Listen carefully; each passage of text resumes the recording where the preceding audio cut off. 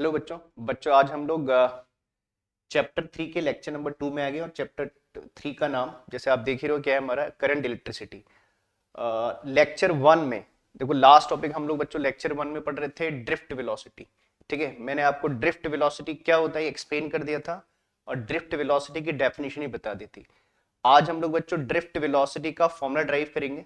तो आज का हमारा पहला लेक्चर है एक्सप्रेशन फॉर ड्रिफ्ट वेलोसिटी। ठीक है, तो आज हम ड्रिफ्ट वेलोसिटी का फॉर्मूला ड्राइव कर रहे हैं। मैं ड्रिफ्ट वेलोसिटी एक बार दोबारा एक्सप्लेन कर दूंगा, ठीक है, क्योंकि डेफिनेशन से ही आप डेफिनेशन के हेल्प से हम फॉर्मूला ड्राइव करेंगे बच्चों। तो एक बार डेफिनेशन को दोबारा डिस्कस कर लेंगे। तो अब expression for drift velocity, expression for drift velocity. और ड्रिफ्ट वेलोसिटी एक इंपॉर्टेंट टॉपिक है बच्चों, एक इंपॉर्टेंट टॉपिक माना जाता है इस चैप्टर से। आप प्रीवियस ईयर के पेपर चेक करिएगा बोर्ड के, तो ड्रिफ्ट वेलोसिटी बहुत फ्रीक्वेंटली पूछा जाता है, मतलब बहुत रिपीटेड फॉर्म में ड्रिफ्ट वेलोसिटी पूछी जाती है। तो ड्रिफ्ट वेलोसिटी वैसे तो हमने लेक्चर 1 में इसकी डेफिनेशन वगैरह मैंने आपको बता दी थी, एक बार दोबारा समझ लो बच्चों, क्योंकि उस डेफिनेशन के हेल्प से ही हम लोग क्या करेंगे, इसका फॉर्मूला ड्राइव करेंगे। तो एक बार दोबारा बताए थे डेफिनेशन में हमने कल लास्ट लेक्चर में क्या पढ़ा था कि सपोज हमारे पास एक मेटालिक कंडक्टर है। देखो बच्चों हम लोग इस चैप्टर में किन की बात कर रहे हैं, मेटालिक कंडक्टर की बात कर रहे हैं। और मैंने आपसे एक चीज बताई थी लास्ट लेक्चर लेक्चर 1 में, जिन बच्चों ने लेक्चर 1 नहीं देखा है पहले लेक्चर 1 देखो बच्चों, क्योंकि हमने बेसिक बातें लेक्चर 1 में सीखी थी जो आज हम लोग उनको डिस्कस भी करेंगे। तो देखो हमने कहा था कि इस चैप्टर में हम लोग मेटालिक कंडक्टर की बात करेंगे और मेटालिक कंडक्टर में चार्ज कैरियर्स कौन होते हैं बच्चों, फ्री इलेक्ट्रॉन। और मैंने बताया था कि ऑन एन एवरेज ये माना जाता है कि किसी भी मेटालिक कंडक्टर के यूनिट वॉल्यूम में 10⁻28 फ्री इलेक्ट्रॉन होते हैं, जैसे बोलते हैं number density of free electron 10⁻28 पर मीटर क्यूब। ठीक है, तो मान लीजिए मेरे पास एक मेटालिक कंडक्टर है और अभी मैंने क्या किया है, इस मेटालिक कंडक्टर में कोई भी इलेक्ट्रिक फील्ड अप्लाई नहीं किया है, मैंने इसको इलेक्ट्रिक फील्ड में प्लेस नहीं किया है, हमने इसमें कोई भी इलेक्ट्रिक फील्ड अप्लाई नहीं किया है। तो जैसे हमने कहा कि मेटालिक कंडक्टर में लार्ज नंबर ऑफ क्या होते हैं बच्चों, फ्री इलेक्ट्रॉन्स होते हैं। और इलेक्ट्रिक फील्ड की एब्सेंस में ये इलेक्ट्रॉन क्या करते हैं, रेंडमली मूव करते हैं। दो इलेक्ट्रॉन मूव कर रहे हैं लेकिन किसी डेफिनेट डायरेक्शन में मूव नहीं कर रहे हैं, तो इस मोशन को रैंडम मोशन कहते हैं। तो इलेक्ट्रॉन रेंडमली मूव कर रहे हैं, जैसे कहते हैं ना कि आपने क्लास 11 में पढ़ा कि गैस के मॉलिक्यूल है ना रेंडमली मूव करते हैं और उस मोशन को ब्राउनियन मोशन कहते हैं। तो किसी गैस के मॉलिक्यूल की मोशन और एक मेटेलिक कंडक्टर में फ्री इलेक्ट्रॉन की मोशन लगभग एक जैसी होती है बच्चों। तो इलेक्ट्रॉन रेंडमली मूव कर रहे हैं क्योंकि अभी हमने इनमें कोई भी इलेक्ट्रिक फील्ड अप्लाई नहीं किया है। और ये माना जाता है कि इलेक्ट्रॉन की जो स्पीड होती है वो करीब 10⁵, ये बात मैंने लास्ट लेक्चर में बताया था बच्चों, है ना। जिनकी स्पीड होती है वो करीब कितनी होती है, 10⁵ मीटर पर सेकंड की स्पीड से लगभग लगभग ये क्या करते हैं, मूव, मतलब एक हाई स्पीड से मूव करते हैं। ठीक है, तो हमने कहा एक मेटालिक कंडक्टर है और हमने कोई भी इलेक्ट्रिक फील्ड नहीं लगाया है, और इलेक्ट्रिक फील्ड की एब्सेंस में इस मेटालिक कंडक्टर के अंदर जो फ्री इलेक्ट्रॉन्स है जो एक लार्ज अमाउंट में होते हैं, मैंने क्या बोला था बच्चों, number density of free electron, जिसे बोलते हैं number of electron per unit volume, करीब ऑन एन एवरेज माना जाता है कि मेटालिक कंडक्टर में कितने होते हैं, 10⁻28 पर मीटर क्यूब। ठीक है, अब इतने इलेक्ट्रॉन तो हम बना नहीं सकते, तो कुछ इलेक्ट्रॉन दिखा रहे। ठीक है, तो इलेक्ट्रॉन रेंडमली मूव कर रहे हैं। अब रैंडम मोशन की वजह से क्या हो रहा है, रैंडम मोशन की वजह से ये एक दूसरे की वेलोसिटी को कैंसिल आउट कर दे रहे हैं बच्चों। कैसे, देखो जैसे मान लो ये इलेक्ट्रॉन और ये इलेक्ट्रॉन दोनों की स्पीड सेम है लेकिन डायरेक्शन क्या है, अपोजिट है। जैसे मैंने कहा स्पीड करीब इनकी माना जाता है 10⁵ मीटर पर सेकंड, इनकी इस ऑर्डर से क्या करते हैं, मूव करते हैं। ठीक है, तो ये दोनों अपोजिट डायरेक्शन में एक दूसरे को कैंसिल आउट कर देंगे। तो ऐसे बहुत से पेयर होंगे, है ना, जो अपोजिट, जैसे मान लो ये इसके अपोजिट डायरेक्शन में मूव कर रहे हैं तो एक दूसरे को कैंसिल आउट कर देंगे, ये एक दूसरे को कैंसिल आउट कर देंगे, ये एक दूसरे को कैंसिल आउट कर देंगे। ठीक है, तो ऐसे अगर आप पेयर में देखोगे तो बहुत से इलेक्ट्रॉन एक दूसरे की मोशन को क्या कर रहे होंगे, कैंसिल आउट कर रहे होंगे। ठीक है, तो अगर हम इनकी एवरेज वेलोसिटी निकालें, मतलब एवरेज वेलोसिटी निकालने के लिए आप क्या करोगे, सबकी वेलोसिटी को ऐड करोगे और नंबर ऑफ फ्री इलेक्ट्रॉन जो इस ऑर्डर में है करीब 10⁻28 से डिवाइड करोगे बच्चों, तो क्या होगा, वेलोसिटी एक दूसरे को क्या कर देंगे, कैंसिल आउट कर देंगे। और जो नीचे फैक्टर आएगा डिवाइड में वो कितना होगा, 10⁻28। अगर आप एक बहुत छोटे नंबर को 10⁻28, क्योंकि वेलोसिटी कैंसिल आउट हो जाएंगी ऑलमोस्ट, कुछ पेयर बचेंगे, ठीक है, तो उन पेयर की वेलोसिटी लेस ही होगी और उसको किससे डिवाइड करोगे 10⁻28, तो एक बहुत लेस नंबर आएगा जो ऑलमोस्ट जीरो के 0.000 समथिंग ऐसे कुछ नंबर आएगा। तो हम मान लेते हैं कि ठीक है कि रैंडम मोशन की वजह से ये एक दूसरे की क्या कर दे रहे हैं, वेलोसिटी को कैंसिल आउट कर दे रहे हैं, तो इनकी एवरेज वेलोसिटी क्या होगी, जीरो। देखो हम बच्चों एवरेज की बात क्यों कर रहे हैं, देखो ना इनका एक लार्ज नंबर में है ना, जो इलेक्ट्रॉन है ना, इनका नंबर बहुत लार्ज है, और इतने बड़े नंबर में आप हर इंडिविजुअल की स्पीड नहीं निकाल सकते, है ना। क्या आप हर एक इलेक्ट्रॉन की स्पीड निकाल लोगे बच्चों, 10⁻28 लोगे। तो एक बड़े नंबर में हम किसकी बात करते हैं, एवरेज की बात करते हैं। तो देखो इससे क्या पता लग रहा है कि इलेक्ट्रिक फील्ड के एब्सेंस में इनकी एवरेज स्पीड क्या है, जीरो, ये एक दूसरे की स्पीड को कैंसिल आउट कर देंगे, तो अब इनकी एवरेज वेलोसिटी क्या है, जीरो। अब हम क्या करते हैं, ये बात मैं लेक्चर 1 के एंड में भी बता चुका हूं बच्चों, क्योंकि अब आज इसके एक्सप्रेशन की बात है इसलिए दोबारा बता रहा हूं। अब मान लीजिए अब हम क्या करते हैं, अब इस कंडक्टर के क्रॉस एक इलेक्ट्रिक फील्ड अप्लाई कर देते हैं बच्चों। अब इलेक्ट्रिक फील्ड लगाने से क्या होगा बच्चों, इस बात को समझना। अब इसी मेटेलिक कंडक्टर के क्रॉस मैं एक इलेक्ट्रिक फील्ड अप्लाई कर देता हूं। इलेक्ट्रिक फील्ड की डायरेक्शन आप कुछ भी मान सकते हो, चलो मैं इलेक्ट्रिक फील्ड अप्लाई कर देता हूं। मान लो इलेक्ट्रिक फील्ड टुवर्ड्स राइट है, ठीक है। तो बच्चों हमने चैप्टर 1 में पढ़ा कि इलेक्ट्रिक फील्ड चार्जेस पे क्या लगाता है, फोर्स लगाता है, चाहे वो चार्ज पॉजिटिव हो चाहे चार्ज नेगेटिव हो। इलेक्ट्रिक फील्ड दोनों तरीके के चार्ज पर फोर्स लगाता है, बस डिफरेंस क्या होता है, पॉजिटिव चार्ज पर जो फोर्स होती है वो फील्ड के डायरेक्शन में होती है, और नेगेटिव चार्ज पर जो फोर्स लगती है वो फील्ड के अपोजिट होती है। और हमारा चार्ज कैसा है बच्चों, ये फ्री इलेक्ट्रॉन है, कैसे चार्ज कैरी करते हैं, नेगेटिव चार्ज कैरी करते हैं। तो जब आप इलेक्ट्रिक फील्ड अप्लाई करोगे तो इलेक्ट्रिक फील्ड क्या करेगा, इन इलेक्ट्रॉन्स पे क्या लगाएगा, फोर्स लगाएगा, ठीक है। और जैसे मैंने कहा इलेक्ट्रॉन नेगेटिव चार्ज कैरी करते हैं, तो जो फोर्स होगी वो इलेक्ट्रिक फील्ड के अपोजिट होगी, और ये फोर्स इन सब पे सेम लगेगी बच्चों। कैसे, फोर्स का फॉर्मूला होता है ना, आपने पहले चैप्टर में पढ़ा बच्चों कि F इज इक्वल टू कितना होता है, Q इंटू E। किसी भी चार्ज पर जो फोर्स लगती है वो दो फैक्टर पे डिपेंड करती है कि चार्ज का मैग्नीट्यूड कितना है और इलेक्ट्रिक फील्ड की स्ट्रेंथ कितनी है। तो देखो सबका मैग्नीट्यूड सेम है बच्चों चार्ज का, और इलेक्ट्रिक फील्ड सबके लिए कॉमन है, हमने एक ही फील्ड लगाया तो सबके लिए same for all common electric field है, ठीक है। तो इन सब पे क्या होगी बच्चों, सेम मैग्नीट्यूड की क्या लगेगी, फोर्स लगेगी, और सबकी डायरेक्शन भी सेम होगी, क्या, opposite to the direction of electric field, ठीक है। तो इलेक्ट्रिक फील्ड इन इलेक्ट्रॉन पे फोर्स लगाएगा और फोर्स इलेक्ट्रिक फील्ड के अपोजिट होगी क्योंकि नेगेटिव चार्ज कैरी कर रहे हैं।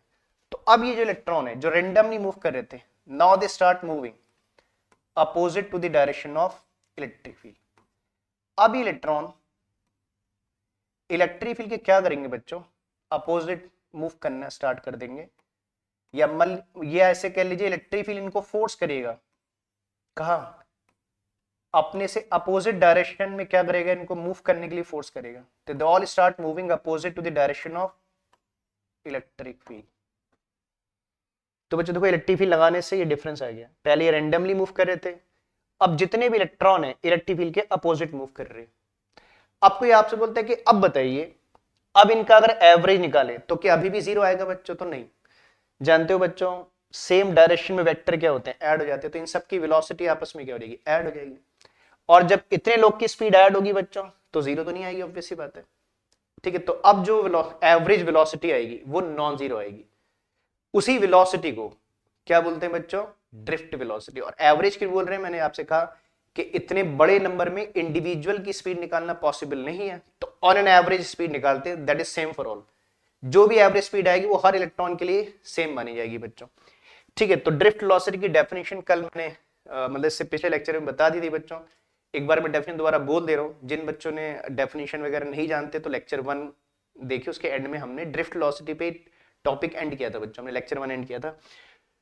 तो क्या बोलते हैं कि ड्रिफ्ट वेलोसिटी को आपसे बोले डिफाइन कर दीजिए, तो क्या डिफाइन करेंगे कि drift velocity is the average velocity of free electron inside a metallic conductor after the application of electric field. तो इलेक्ट्रिक फील्ड लगाने के बाद, मैं सिंपल वे में एक बार बोल दे रहा हूं, इलेक्ट्रिक फील्ड लगाने के बाद मेटालिक कंडक्टर के अंदर फ्री इलेक्ट्रॉन जिस एवरेज स्पीड से मूव करते हैं उसी एवरेज स्पीड को इलेक्ट्रॉन की क्या बोलते हैं बच्चों, ड्रिफ्ट वेलोसिटी, ठीक है। तो ये डेफिनेशन वगैरह हम लेक्चर 1 में मैं लिखा भी चुका हूं, ठीक है। तो आप लेक्चर 1 चेक करिएगा बच्चों। तो आज तो हम इसका क्या करने वाले हैं, एक फॉर्मूला ड्राइव करने वाले हैं, ठीक है ना।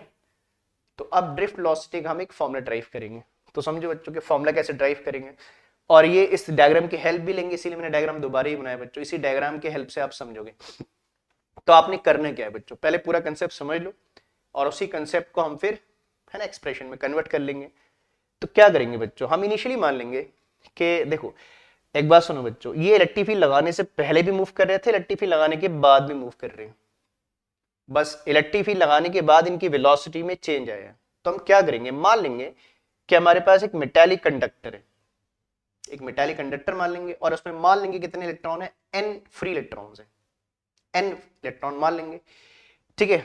और हम बोलेंगे कि इलेक्ट्रिक फील्ड लगाने से पहले इनकी इनिशियल स्पीड कुछ लेट कर लेंगे बच्चों, है ना। हम मान लेंगे कि मेटालिक कंडक्टर है और इस मेटालिक कंडक्टर में n फ्री इलेक्ट्रॉन्स है, और इलेक्ट्रॉन इलेक्ट्रिक फील्ड लगाने से पहले इनकी इनिशियल स्पीड्स को हम मान लेंगे, जैसे इनिशियल स्पीड को आप u मानते हो, फाइनल स्पीड को v मानते हो, तो हम मान लेंगे कि इसकी स्पीड u1 है, u2 है, u3 एंड सो ऑन, कितनी स्पीड है इनकी, un स्पीड है, ठीक है। तो इलेक्ट्रिक फील्ड लगाने से पहले स्पीड मान लेंगे, फिर आपको इलेक्ट्रिक फील्ड लगाने के बाद क्या निकालनी होगी, इनकी नई स्पीड निकालनी होगी बच्चों। तो पुरानी स्पीड आप लेट करोगे, फिर पुरानी स्पीड की हेल्प से नई स्पीड कैलकुलेट करोगे।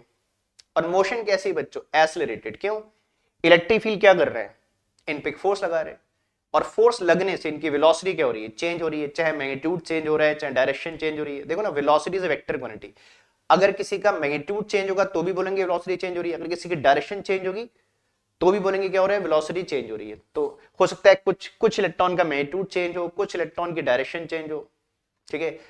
तो इतना बड़ा नंबर है तो हम सब मान लेंगे हर एक की वेलोसिटी चेंज हो रही है। तो क्या है आपके पास, देखो तो मोशन क्या है, एक्सेलरेटेड है, आपको इनिशियल वेलोसिटी आप लेट कर लोगे और फाइनल स्पीड आप निकालोगे। तो अगर आपको इनिशियल स्पीड पता है, फाइनल स्पीड निकालनी है, और अगर आपकी मोशन एक्सेलरेटेड है, तो आप जानते हो बच्चों हम क्या फॉर्मूला यूज करते हैं, काइनेमेटिक्स में मोशन ऑफ इक्वेशन जो पढ़ते हैं, क्या first equation of motion use करेंगे, क्या यूज करेंगे बच्चों, v is equal to u plus a t, है ना बच्चों। कहते हैं काइनेमेटिक्स में आपने चार मोशन की इक्वेशन पढ़ेंगे, तो फास्ट इक्वेशन ऑफ मोशन, ये इन्हें क्या बोलते हैं, इक्वेशंस ऑफ एक्सीलरेटेड मोशन ना। तो ये एक्सीलरेटेड मोशन है, मुझे इनिशियल स्पीड, हम इनिशियल स्पीड लेट कर लेंगे बच्चों, और इनिशियल स्पीड की हेल्प से क्या निकालेंगे, फाइनल स्पीड निकालेंगे। उसके दो फैक्टर और चाहिए आपको, ए चाहिए, टी चाहिए।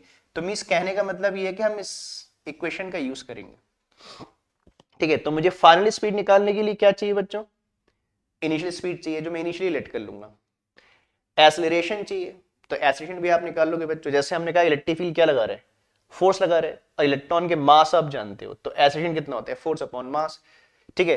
तो यू आप लेट कर लोगे, है ना बच्चों, ए आप कैलकुलेट, फिर एक चीज और रहेगी आपकी, टाइम।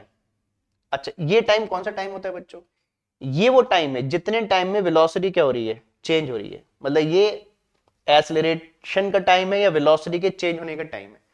अब ये वेलोसिटी के चेंज होने का टाइम कैसे आएगा, इसके बारे में कंसेप्ट है बच्चों, जब मैं लिखूं बीच में तो एक जगह बताऊंगा जिसे बोलते हैं रिलैक्सेशन टाइम। तो अभी उस टाइम को थोड़ा होल्ड पे रख रहे हैं, फिलहाल आप क्या करोगे, इनिशियल स्पीड मान लोगे, फिर क्या करोगे, एक्सेलरेशन निकालोगे, फिर टाइम के बारे में आगे डिस्कस करेंगे। जब सब डेटा मेरे पास आ जाएगा, यू आ जाएगा, ए आ जाएगा, टी आ जाएगा, तो फिर मैं क्या करूंगा, इन सबकी क्या निकाल लूंगा बच्चों, फाइनल स्पीड निकाल लूंगा। और जबकि फाइनल जब सबकी फाइनल स्पीड आ जाएगी तो उनका क्या निकाल लेंगे, एवरेज निकाल लेंगे। क्योंकि हमने कहा कि इलेक्ट्रिक लगाने के बाद इलेक्ट्रॉन की जो स्पीड होंगी उन्हीं के एवरेज को ड्रिफ्ट कहते हैं, ठीक है। तो एवरेज हम निकाल लेंगे, ठीक है। चलो लिखते चलते हैं थोड़ा थोड़ा, मैं है ना, बहुत चीज एक साथ नहीं बोल रहे, थोड़ा थोड़ा लिखते चलेंगे, समझते रहेंगे। उस इक्वेशन को आपने फोकस करना है ना। कि आपको v निकालने के लिए u चाहिए, तो पहले u के बारे में सोचिए, फिर a के बारे में सोचिए, फिर t के बारे में सोचिए। जब डेटा आ जाए तो फिर v निकाल लीजिएगा। चलिए सबसे पहले हम क्या करते हैं, मान लेते हैं मेरे पास एक मेटालिक कंडक्टर है और इसमें n फ्री इलेक्ट्रॉन्स है जो रेंडमली मूव कर रहे हैं, किसके एब्सेंस में, इलेक्ट्रिक फील्ड के एब्सेंस में, और इनकी initial speed u1 u2 and so on मान लेंगे, वेक्टर में लिखेंगे बच्चों, ठीक है। तो हम मान लेते हैं, ऐसे मान लेते हैं कि let us consider a metallic conductor, ऐसे मान लेते हैं, let us consider a metallic conductor, let us consider a metallic conductor, let us consider a metallic conductor having n free electrons, having n free electrons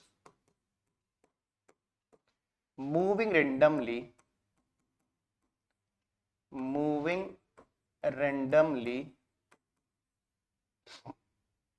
moving randomly in the absence of electric field, in the absence of electric field with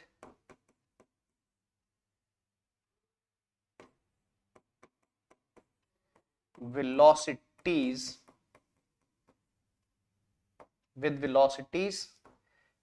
कैसे मान ले बच्चों, ऐसे मान ले रहे u1 vector with velocities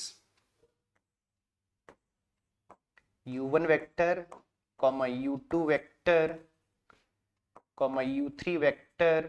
ठीक बच्चों, मान ले रहे पहले इलेक्ट्रॉन की स्पीड u1 है, फिर दूसरे की स्पीड u2 है, u3 एंड सो ऑन, कितना लास्ट की स्पीड है u1। ठीक बच्चों, तो हमने ही मान लिया। मैंने बोला कि let us consider a metallic conductor having n free electron moving randomly in the absence of electric field with velocities u1 u2 u3 and so on un। ठीक बच्चों, तो आपने इनिशियल स्पीड लेट कर ली, और अभी हमने कहा जैसे कि इलेक्ट्रिक फील्ड के एब्सेंस में अगर आप इनका एवरेज निकालो बच्चों, तो अभी एवरेज क्या आएगा, जीरो आएगा। तो अगर मैं इन पुरानी स्पीड का एवरेज निकालूं तो वो एवरेज क्या होगा, जीरो होगा। इस एवरेज को जीरो लिख रहे हैं बच्चों कि किसका आगे यूज है, ठीक है। लेकिन देयरफॉर अगर हम क्या करें, इनका एवरेज निकालें, ये जो u1 u2 इनिशियल स्पीड है ना, तो रैंडम मोशन की वजह से u1 लिखेंगे ड्यू, ऐसे लिख लो चलो, due to their random motion, ऐसे लिख देंगे due to their random motion, due to their random motion, क्योंकि रैंडमली मूव कर रहे हैं। तो रैंडम मोशन का ड्रॉबैक ये है कि अपनी एक दूसरे की स्पीड को क्या कर देंगे बच्चों, ये cancel, due to their random motion, है ना। मैंने लिख दिया ऊपर reason, due to the random motion क्या हो जाएगा, u1 vector plus u2 vector plus u3 vector plus and so on plus un vector over n, ठीक है, इज इक्वल टू क्या आ जाएगा, जीरो, जो अभी मैंने स्टार्टिंग में ही बोला बच्चों। तो ये इनका एवरेज है in the absence of electric field. चलिए, ये तो क्या इलेक्ट्रिक फील्ड लगाने से पहले ऐसा ऐसा हुआ बच्चों, एन इलेक्ट्रॉन थे, मूव कर रहे थे लेकिन रैंडमली मूव कर रहे थे, इसलिए एक दूसरे की मोशन को इन्होंने क्या कर दिया, कैंसिल आउट, तो इनका एवरेज क्या आ गया, जीरो। अब हम क्या करेंगे, अब हम बोलेंगे कि हमने क्या कर दिया, एक इलेक्ट्रिक फील्ड अप्लाई कर दिया। देखो ना, इलेक्ट्रिक फील्ड लगाने से पहले एवरेज जीरो आ गया। अब आपको इलेक्ट्रिक फील्ड लगाने के बाद नई स्पीड चाहिए इन सबकी, ये नई वेलोसिटी चाहिए, और उनका जो नया एवरेज आएगा that is known as drift velocity. तब हम ये बोलते हैं कि अब हमने क्या कर दिया, इलेक्ट्रिक फील्ड अप्लाई कर दिया, ठीक है ना। इस इलेक्ट्रिक फील्ड ने क्या किया बच्चों, इन इलेक्ट्रॉन पे क्या लगाया, फोर्स। देखो अब मेरा यू मेरे पास है, मैं पहले ए की बात करता हूँ, ठीक है। तो अब मैं ये बोल देता हूँ कि now let an electric field E is applied across this conductor, ठीक है ना।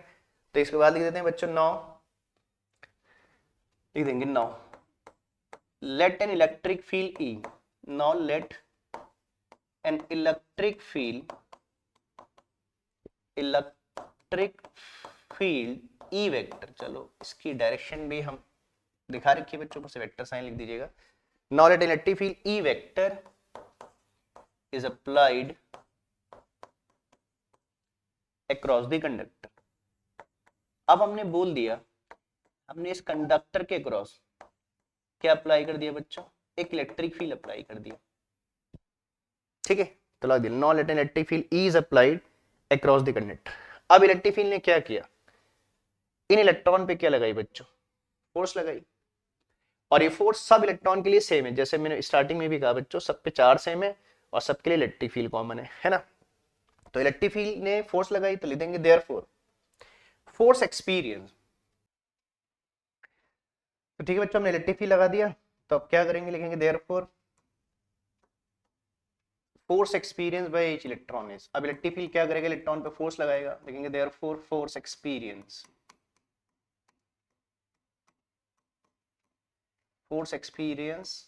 by each electron is, force experienced by each electron is, क्या लिख दोगे बच्चों उसको, F, और F इज इक्वल टू क्या हो जाएगा, देखो हम फोर्स को वेक्टर में लिख रहे हैं बच्चों, और आप जानते हो बच्चों, हमने चैप्टर 1 में पढ़ा था कि अगर हम फोर्स को वेक्टर में लिख रहे हैं तो हम चार्ज का साइन भी लिखते हैं बच्चों। अगर आप फोर्स को स्केलर में लिखोगे तो चार्ज का साइन नहीं लोगे, लेकिन अगर आप फोर्स को वेक्टर में लिख रहे हो तो फिर आप चार्ज का क्या लिखोगे बच्चों, साइन भी लिखोगे, क्योंकि हमारा चार्ज इलेक्ट्रॉन का चार्ज है तो क्या लिख रहे हैं, माइनस ही। ठीक बच्चों, तो हर इलेक्ट्रॉन पे फोर्स इतनी लग रही है। हम फोर्स क्यों निकाल रहे हैं बच्चों, क्योंकि हमें एक्सीलरेशन प्रोड्यूस चाहिए। तो ठीक है, अब आपके पास फोर्स आ गई, इस फोर्स को क्या करोगे, इलेक्ट्रॉन के मास से क्या कर दोगे बच्चों, डिवाइड कर दोगे, तो क्या आ जाएगा, acceleration produce in each electron. और एक्सीलरेशन भी सबके लिए कॉमन है, क्यों, सबके लिए फोर्स सेम है और सबका मास सेम है बच्चों। ठीक है, हर इलेक्ट्रॉन का मास सेम है 9.1 10 की पावर -31 kg, तो एक्सीलरेशन भी सबके लिए क्या है, कॉमन है। ठीक है, therefore acceleration produce in each electron is, therefore acceleration produced therefore acceleration produced in each electron is therefore acceleration produced in each electron is, ठीक है, therefore acceleration produced in each electron is कितना हो जाएगा बच्चों, a and that is equals to कितना, F by m, force upon mass. Force कितनी हो गई बच्चों आपकी, माइनस ई, तो A इज इक्वल टू कितना आ गया, minus E into E by कितना बच्चों, m। ठीक है, समझ रहे हो, तो acceleration produce in each electron आ गया। ठीक बच्चों, तो देखो अब हमारे पास हर इलेक्ट्रॉन की इनिशियल स्पीड है, हमारे पास u आ गया, हर इलेक्ट्रॉन के लिए एक्सीलरेशन से में a आ गया, और हमने कहा था हमें क्या है बच्चों, v equal to u plus at लगाना है, तो उसके लिए आपको u मिल गया, आपको a मिल गया, अब आपको चाहिए t। और जैसे मैंने कहा कि v equal to u plus at में वो टाइम क्या रिप्रेजेंट करता है, तो टाइम वो टाइम होता है, मतलब जो t होता है वो टाइम होता है जितने टाइम में वेलोसिटी u से क्या होती है, v बन जाती है, या वेलोसिटी के चेंज होने का टाइम है, ये एक्सीलरेशन का टाइम है। ठीक है, तो वो टाइम कितना होगा, तो हमने कहा जैसे वो t वो टाइम होता है जितने टाइम में क्या होता है, वेलोसिटी चेंज होती है। तो अब देखते हैं कि जब इलेक्ट्रॉन मूव करते हैं तो उनकी वेलोसिटी कैसे चेंज होती है। ठीक बच्चों, तो ध्यान देना बच्चों, अच्छा कंसेप्ट है। इसमें एक नई बात आएगी रिलैक्सेशन टाइम की। तो क्या होता है बच्चों, कहते हैं कि जब electron across the conductor move करते हैं, है ना, जब इलेक्ट्रॉन अक्रॉस द कंडक्टर क्या करेंगे, मूव करेंगे। ठीक है, तो देखो हम लोग बेसिकली चार्ज कैरियर क्या है बच्चों, फ्री इलेक्ट्रॉन है, तो हम फ्री इलेक्ट्रॉन की बात कर रहे हैं। लेकिन सोचिए क्या किसी मेटेलिक कंडक्टर के अंदर खाली फ्री इलेक्ट्रॉन होते हैं और कुछ नहीं होता है। ठीक है, तो फ्री इलेक्ट्रॉन किसने फ्री किए होते हैं, एटम ने फ्री किए होते हैं। कहते हैं ना कि हम एक स्मॉल इलेक्ट्रिक फील्ड लगाते हैं तो जो क्या होता है, ये इलेक्ट्रिक फील्ड हमने कहा था कि किसी मेटल में जो इलेक्ट्रॉन होते हैं वो लूजली बाउंड होते हैं, जब इलेक्ट्रिक फील्ड लगाते हैं तो इलेक्ट्रॉन ऑलमोस्ट फ्री हो जाते हैं। ठीक है ना, तो इलेक्ट्रॉन फ्री कौन करता है, एटम फ्री करता है। तो एटम का क्या है, न्यूक्लियाई है बच्चों, जिसके अंदर प्रोटॉन पॉजिटिव चार्ज है। ठीक है, तो क्या होता है जब कोई एटम अपने सब इलेक्ट्रॉन फ्री कर देगा तो उसके अंदर क्या रह जाएगा, एक न्यूक्लियस बचेगा, और जो क्या कैरी करता है, positive charge which is carried by the proton, तो हमने क्या बोलते हैं, पॉजिटिव आयंस कहते हैं। तो क्या होता है, ठीक है, तो एक मेटालिक कंडक्टर के अंदर क्या है, पॉजिटिव आयंस भी है बच्चों। ठीक है ना, तो क्या होता है कि जब electron across the conductor move करते हैं, भाई देखिए ये पॉजिटिव आयन भी किसके अंदर है, कंडक्टर के अंदर भी, इलेक्ट्रॉन भी कंडक्टर के अंदर ही मूव कर रहे हैं।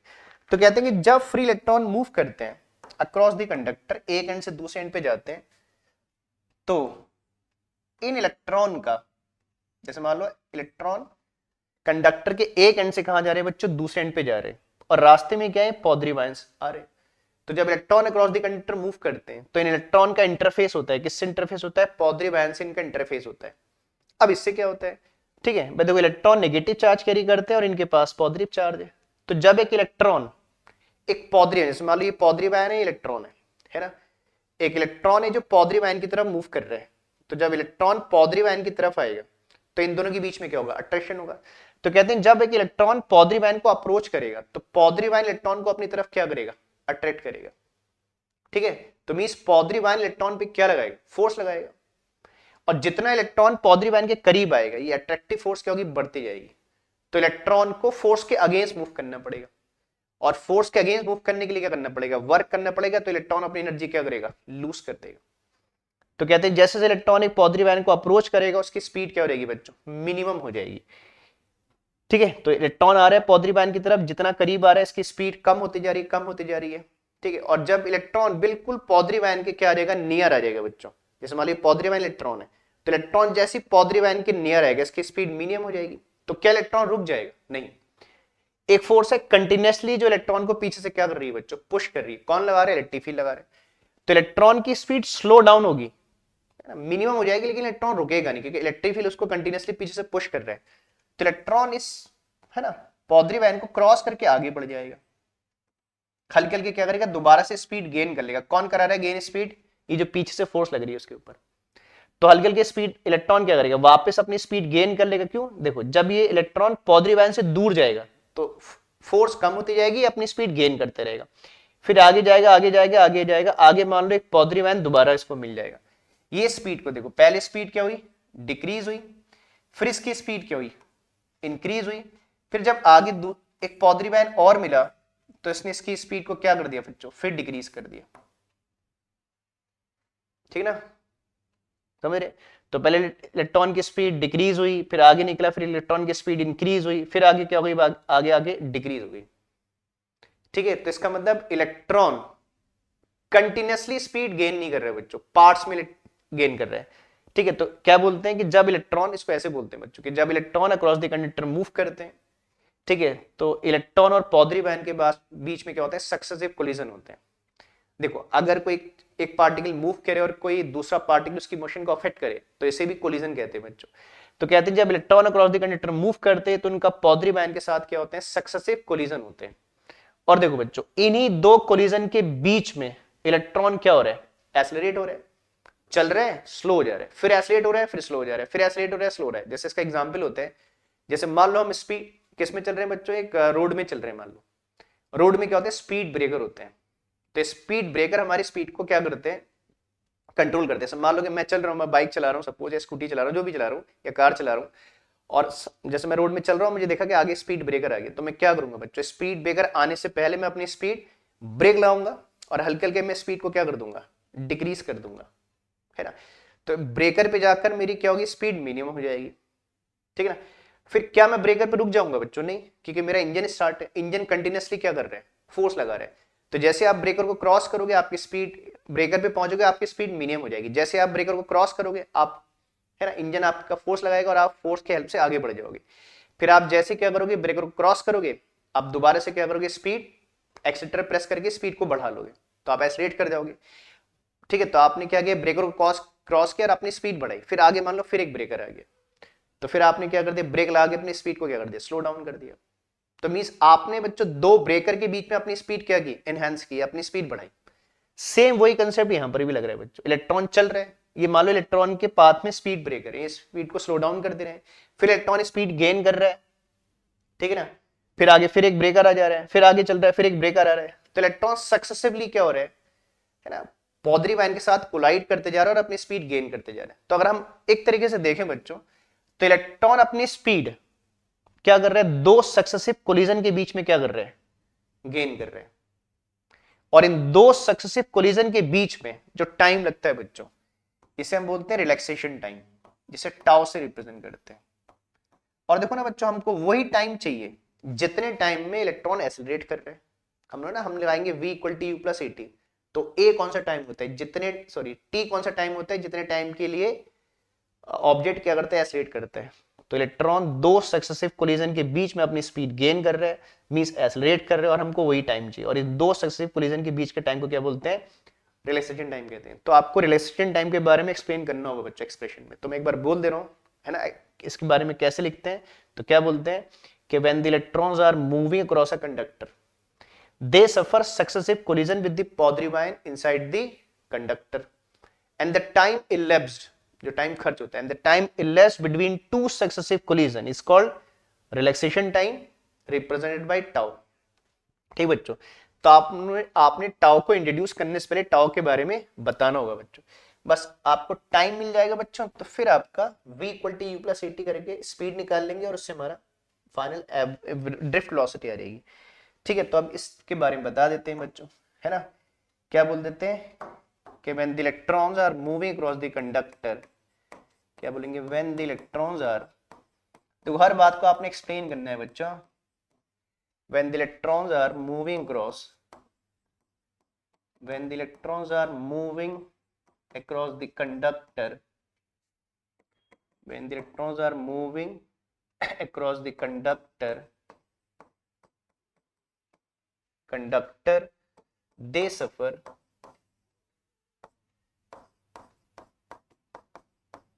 successive collisions. They suffer successive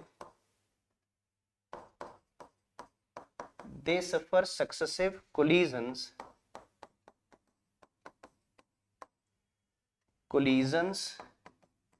with the positive ions. They suffer successive collision with the positive ions inside the conductor.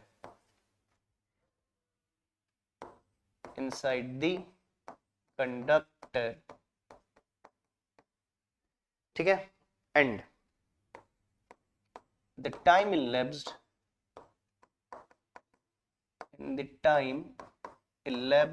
मतलब खर्च होता है, and the time elapsed between two successive collisions between two successive collisions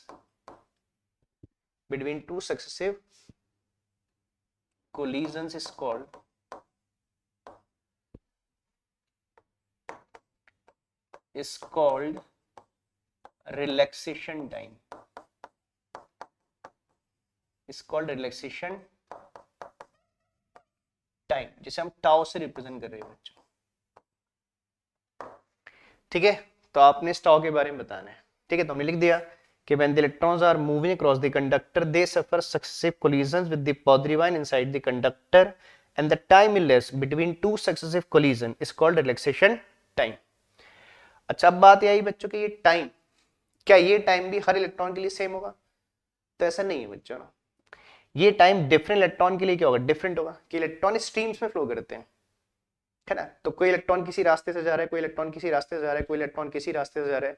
तो सकता है किसी electron का positive ion के साथ ज्यादा कोलिजन हो रही हो, है ना, किसी इलेक्ट्रॉन के कोलिजन थोड़े कम हो रहे हो।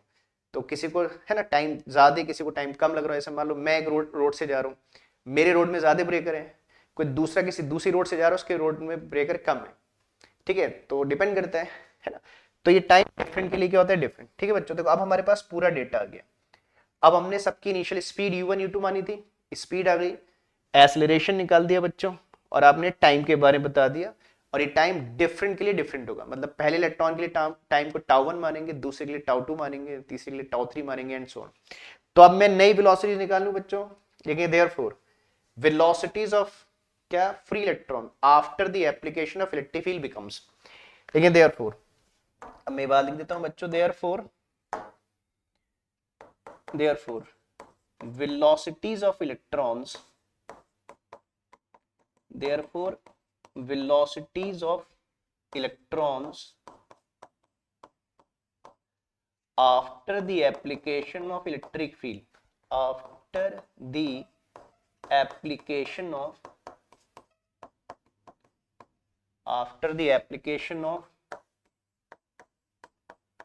electric field becomes, after the application of electric field becomes,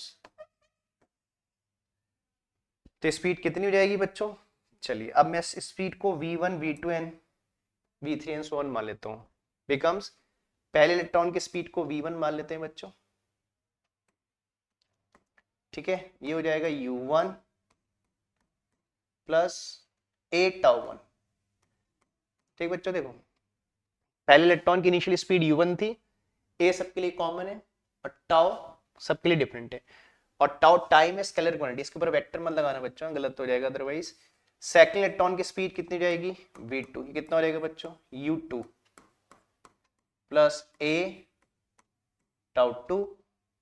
ठीक है, फिर ऐसी एंड सो ऑन।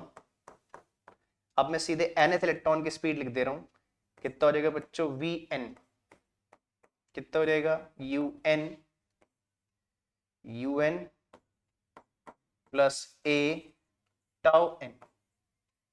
ठीक बच्चों, तो ये आपने पहले सब इंडिविजुअल इलेक्ट्रॉन की स्पीड निकाल ली after the application of electric field. और इसी के एवरेज को हम लोग क्या बोलते हैं बच्चों, ड्रिफ्ट वेलोसिटी बोलते हैं ना। इलेक्ट्रिक फील्ड लगाने के बाद इलेक्ट्रॉन्स की जो एवरेज वेलोसिटी होती है उसे क्या बोलते हैं, ड्रिफ्ट वेलोसिटी। तो ठीक है, लेकिन देयरफॉर ड्रिफ्ट वेलोसिटी इज, लेकिन देयरफॉर ड्रिफ्ट वेलोसिटी इज, तो अब हमें क्या मिल जाएगी बच्चों, drift velocity. Therefore drift velocity is v drift, ठीक है, कितना हो जाएगा बच्चों, v1 वेक्टर, इन सबको ऐड करके नंबर ऑफ फ्री इलेक्ट्रॉन से क्या कर दोगे बच्चों, डिवाइड, जो हमने n लेट किया है, प्लस कितना हो जाएगा vn ओवर कितना n हो जाएगा। ठीक है, बस ये v1 v2 v3 की वैल्यू पुट कर दो बच्चों।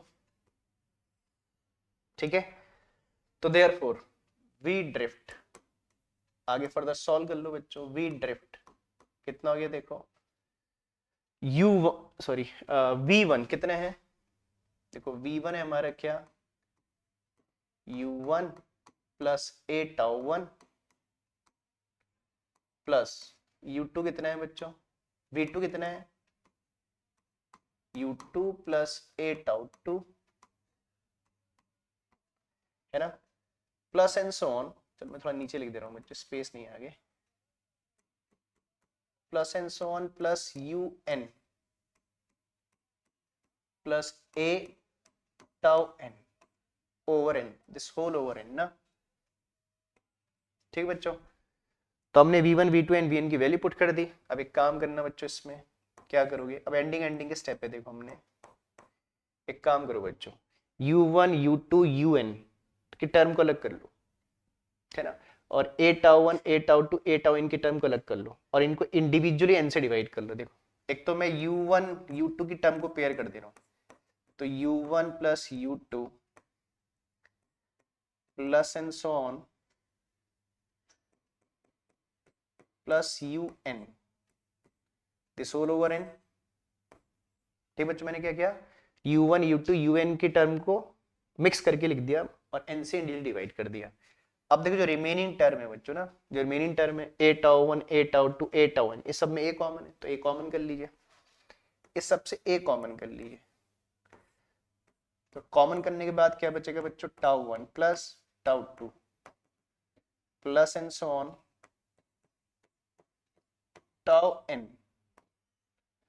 ओवर कितना n आ जाएगा बच्चों, बस। ठीक है, और याद है ना बच्चों, ये कौन सी एवरेज स्पीड है इलेक्ट्रिक फील्ड लगाने से पहले, और स्टार्टिंग में हमने क्या लिखा बच्चों, u1 plus u2 and so on un, देखा ना आपने, अपॉन n। ये कौन सी स्पीड है, average velocity of electron before applying electric field, और जो कितना था 0, स्टार्टिंग में चेक करो बच्चों, तो vd ये कितना हो गया बच्चों, 0 हो गया।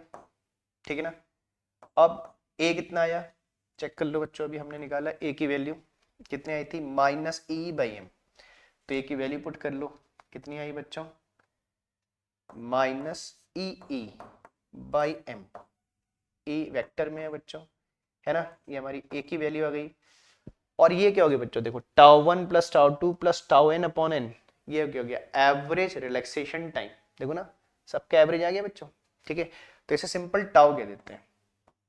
और वैसे भी सोचो बच्चों, क्या आप हर इलेक्ट्रॉन के हर कोलिजन का टाइम निकाल पाओगे बच्चों, नहीं, तो बड़े नंबर में एवरेज, और खुद ही आ गया एवरेज, देखो हमने कोई एफर्ट नहीं लगाया, खुद ही एवरेज आ गया।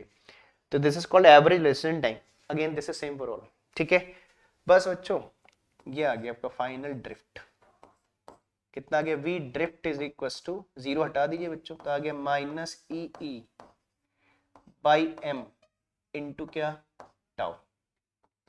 ठीक है, अच्छा माइनस साइन क्या बता रहे हैं एक बात समझ लो, देखो अगर दो वेक्टर के बीच में माइनस साइन है तो ये माइनस साइन क्या बता रहे हैं कि जो ड्रिफ्ट वेलोसिटी है वो इलेक्ट्रिक फील्ड के क्या है, अपोजिट है। सही बात है बच्चों, इलेक्ट्रॉन इलेक्ट्रिक फील्ड के अपोजिट मूव कर रहे हैं। ठीक है, तो ये फाइनल आपका क्या आ गया, ड्रिफ्ट वेलोसिटी का फॉर्मूला आ गया minus e by m into कितना, टाउ। ठीक बच्चों, है ना, तो ये हमारे इस तरीके से क्या हो गया, ड्रिफ्ट वेलोसिटी का एक्सप्रेशन हो गया। ठीक है, तो यहाँ से नोट कर सकते हो, पहली शीट में शायद आपको नोट करा दी थी, है ना। ठीक है, एक्सेलरेशन निकाला, फिर हमने v equal D you plus T लगाकर कैलकुलेट कर ली। ठीक बच्चों, चलो अब इस फॉर्मूले का यूज बच्चों आगे दो टॉपिक में इस फॉर्मूले का यूज है। एक बड़ी इंपॉर्टेंट रिलेशन है जो बोर्ड में बहुत पूछी जाती है, relation between current and drift, है ना। और ओम्स लॉ पढ़ोगे तो ओम्स लॉ में भी इसका क्या होगा, आपका यूज होगा। चलो बच्चों हम जल्दी से एक रिलेशन ड्राइव कर लेते हैं, है ना। एक रिलेशन है, रिलेशन बिटवीन, और ये बहुत इंपॉर्टेंट रिलेशन है बच्चों, relation between current and drift velocity, current and drift velocity. तो करंट एंड ड्रिफ्ट में क्या रिलेशन होती है, तो समझना बच्चों। इंपॉर्टेंट टॉपिक है, बहुत इंपॉर्टेंट टॉपिक माना जाता है, इसको बहुत अच्छे से प्रैक्टिस करना बच्चों। जैसे क्वेश्चन बहुत आया बोर्ड में कि define drift velocity and drive the relation between current and drift velocity. ठीक है, तो चलिए इसके लिए क्या करते हैं, ठीक है, एक डायग्राम से इस बात को समझ लेते हैं। तो मान लीजिए बच्चों मेरे पास एक मेटालिक कंडक्टर है। देखो इन जनरल जो हम कंडक्टर यूज करते हैं सिलेंड्रिकल शेप होते हैं, तो मैंने एक सिलेंड्रिकल शेप कंडक्टर मान लिया। वायर यूज करते हैं ना हम लोग, कॉपर एल्यूमिनियम कंडक्टिंग वायर जो होते हैं। तो मान लीजिए हमने क्या किया, एक मेटालिक कंडक्टर अज्यूम कर लिया, और क्या किया मैंने, इस मेटालिक कंडक्टर के क्रॉस, है ना, एक पोटेंशियल डिफरेंस अप्लाई कर दिया with the help of a battery. ऐसे बोलिए हमने V वोल्ट की एक बैटरी इसमें लगा दी बच्चों, ठीक है ना। ये इसका पॉजिटिव एंड है, इसका नेगेटिव एंड है। तो क्या होगा इससे बच्चों, जब आप बैटरी लगाओगे, ठीक है, तो इस कंडक्टर का ये एंड देखो ना बच्चों, लेफ्ट एंड पॉजिटिव पोटेंशियल और राइट एंड किस पे आ जाएगा, नेगेटिव पोटेंशियल पे आ जाएगा। अब आप जानते हो कि एक इलेक्ट्रिक फील्ड सेटअप हो जाता है पॉजिटिव से नेगेटिव की तरफ, ठीक है। तो पोटेंशियल डिफरेंस क्या करेगा, इस कंडक्टर के अक्रॉस एक इलेक्ट्रिक फील्ड सेटअप कर देगा, और वो इलेक्ट्रिक फील्ड क्या करेगा, फ्री इलेक्ट्रॉन पे क्या लगाएगा, फोर्स। अभी पढ़ा जस्ट पिछले टॉपिक में। And they start moving, electron क्या करेंगे, इलेक्ट्रिक फील्ड के अपोजिट डायरेक्शन में मूव करेंगे। कितनी स्पीड से मूव करेंगे बच्चों, अभी पढ़ा हमने पीछे, ड्रिफ्ट। ये सब एक कॉमन स्पीड से मूव करेंगे, नोन एज ड्रिफ्ट वेलोसिटी, है ना। और जब electron across the conductor move करेंगे, तो चार्ज के मूव होने से क्या प्रोड्यूस होगी बच्चों, करंट प्रोड्यूस होगी। और याद है हमने लेक्चर 1 में कहा था कि हम कौन से करंट दिखाते हैं बच्चों, सर्किट में कन्वेंशनल करंट, जो इलेक्ट्रॉनिक करंट के अपोजिट होती है। मतलब जिस डायरेक्शन में इलेक्ट्रॉन मूव करेंगे उसके अपोजिट डायरेक्शन में कन्वेंशनल करंट होती है। ये ऐसे बोलते हैं कि हम करंट को पॉजिटिव टर्मिनल से कहां दिखाते हैं, नेगेटिव टर्मिनल की तरफ। तो this is known as conventional current, I. तो इलेक्ट्रॉन के मूव करने से क्या होगा, एक करंट प्रोड्यूस हो जाएगी, आई। तो हमने करना क्या है बच्चों, इस आई और वीडी में क्या करनी है, रिलेशन फॉर्म करनी है, ठीक है ना। तो जल्दी से मैं इस बात को लिख देता हूं बच्चों, है ना। तो ऐसे मान लेते हैं कि let a potential difference V is applied, let a potential difference, let a potential difference, let a potential difference V is applied across a metallic conductor, across a metallic conductor। अच्छा दो चीज और मान रहे हैं, of length L, of length L and area of cross section A, and area of cross section, and area of cross section A, ठीक है।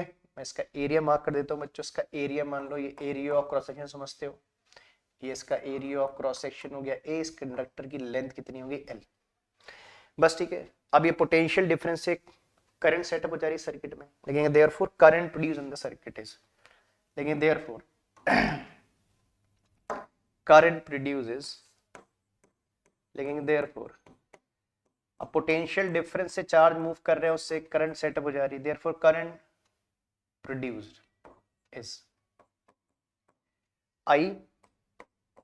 और आई क्या होता है, rate of flow of charge, ठीक बच्चों। कितना चार्ज फ्लो किया अक्रॉस द कंडक्टर, और उस चार्ज को फ्लो करने में कितना टाइम लिया, ठीक बच्चों। तो हमें दो चीज निकालनी कि कितना चार्ज फ्लो किया और उस चार्ज को फ्लो करने में कितना टाइम लिया। अच्छा बच्चों अच्छा, चार्ज कौन कैरी कर रहे हैं? इलेक्ट्रॉन्स कैरी कर रहे हैं, ठीक है ना। और मैं जानता हूं कि एक इलेक्ट्रॉन पे कितना चार्ज है, ई चार्ज है। अगर मुझको ये पता लग जाए कि ऐसे कितने इलेक्ट्रॉन हैं जो कंडक्टर के एक एंड से कहां जा रहे हैं बच्चों, दूसरे एंड पे जा रहे हैं, तो मैं इस नंबर से ई को क्या कर दूंगा, मल्टीप्लाई, तो मुझे टोटल चार्ज मिल जाएगा, मिल जाएगा। अब आया कि भाई कैसे पता लगेगा कि इस कंडक्टर के अंदर कितने फ्री इलेक्ट्रॉन है, क्या काउंटिंग कर लेंगे, नहीं। और इलेक्ट्रॉन रिसाइड कहां करते हैं, इनसाइड द वॉल्यूम। तो हम ये मान लेते हैं बच्चों कि ये जो कंडक्टर है, मेटालिक कंडक्टर किसी भी मेटल का हो सकता है, इसके यूनिट वॉल्यूम में कितने इलेक्ट्रॉन्स हैं, एन, जिसे number density of free electron कहते हैं। अगर यूनिट वॉल्यूम में एन इलेक्ट्रॉन होंगे तो हमारे कंडक्टर का टोटल वॉल्यूम कितना होता है बच्चों, एरिया इनटू लेंथ। तो अगर यूनिट वॉल्यूम में एन इलेक्ट्रॉन होंगे तो हमारा वॉल्यूम है एल, तो हमारे पास कितने इलेक्ट्रॉन हो जाएंगे, एन एल। एक इलेक्ट्रॉन कितना चार्ज कैरी करेगा, ई, तो उतने इलेक्ट्रॉन इंटू ई हो जाएगा, ठीक है। तो हम ऐसे मान लेते हैं कि late n be the let n be the number of free electrons, number of free electrons, let n be the number of free electrons per unit volume of the conductor, per unit volume of the conductor, है ना। लेकिन therefore total number of free electrons, therefore total number of free electrons inside the conductor are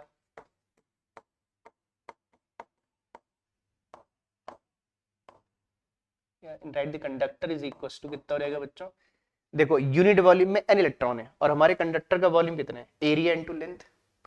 तो हमारे पास कितने electrons हो गए भाई, unit में n, तो हमारा वॉल्यूम है एल, तो NaL हो गया। अब एक इलेक्ट्रॉन कितना चार्ज कैरी कर रहे हैं, E, तो इतने इलेक्ट्रॉन मिलकर कितना चार्ज कैरी करेंगे, इनटू E, है ना। लिखेंगे therefore total charge, therefore total charge moving across the conductor is, therefore total charge moving across the conductor is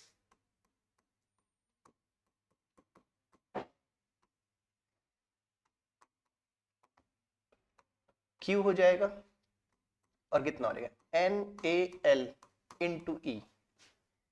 भाई एक इलेक्ट्रॉन पे कितना चार्ज, E, और हमारे पास टोटल कितने फ्री इलेक्ट्रॉन्स हैं, NaL, तो टोटल चार्ज कितना हो गया बच्चों, NaL इंटू कितना, E। चार्ज आ गया। अब आपको क्या चाहिए, टाइम चाहिए कि इस चार्ज को एक एंड से दूसरे एंड जाने में कितना टाइम लग रहा है, ठीक है। तो बहुत सिंपल है, हम इसको क्या बोल रहे हैं, एवरेज स्पीड, ठीक है। तो इस स्पीड को हम कांस्टेंट स्पीड मानते हैं बच्चों। और अगर इलेक्ट्रॉन कांस्टेंट स्पीड से मूव करे एक एंड से दूसरे एंड पर, तो टाइम टेकन कितना होता है, डिस्टेंस अपॉन स्पीड। तो इलेक्ट्रॉन को एक एंड से दूसरे एंड जाने में कितना टाइम लग रहा है बच्चों, सॉरी डिस्टेंस कितनी ट्रेवल कर रहे हैं, एल, और कितनी स्पीड से ट्रेवल कर रहे हैं, bd। तो time is equal to distance upon speed. लेकिन देयरफॉर नॉट टाइम टेकन, ऐसा लिख देते हैं, now time taken by the free electrons,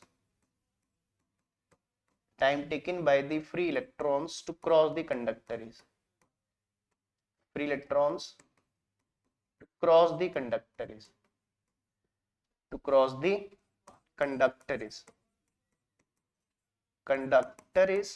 t, time is equal to क्या हो जाएगा, डिस्टेंस अपॉन स्पीड, ठीक बच्चों। डिस्टेंस एल ट्रेवल एरिया सब सेम स्पीड से मूव कर रहे हैं, बस। देयरफॉर अब आई आ जाएगा बच्चों ना, बस आगे एंडिंग में I इज इक्वल टू कितना है, Q बाई टी।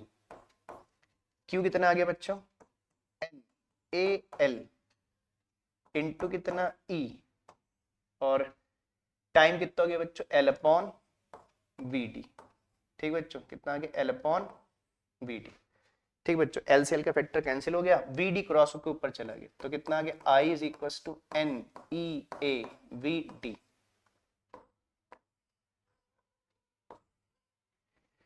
ठीक बच्चों, समझ रहे हैं। तो ये आ गई करंट एंड ड्रिफ्ट में क्या रिलेशन। और एक बात समझो बच्चों, एन, आप इसको ऐसे भी कह सकते हो क्या, देखो कि आई इज प्रोपोर्शनल टू, क्योंकि बाकी सब वेक्टर कांस्टेंट है, तो इसका मतलब करंट की वैल्यू किसके प्रोपोर्शनल होती है बच्चों, ड्रिफ्ट, क्योंकि बाकी सब कांस्टेंट वेक्टर है, एन ई ए, ठीक है ना।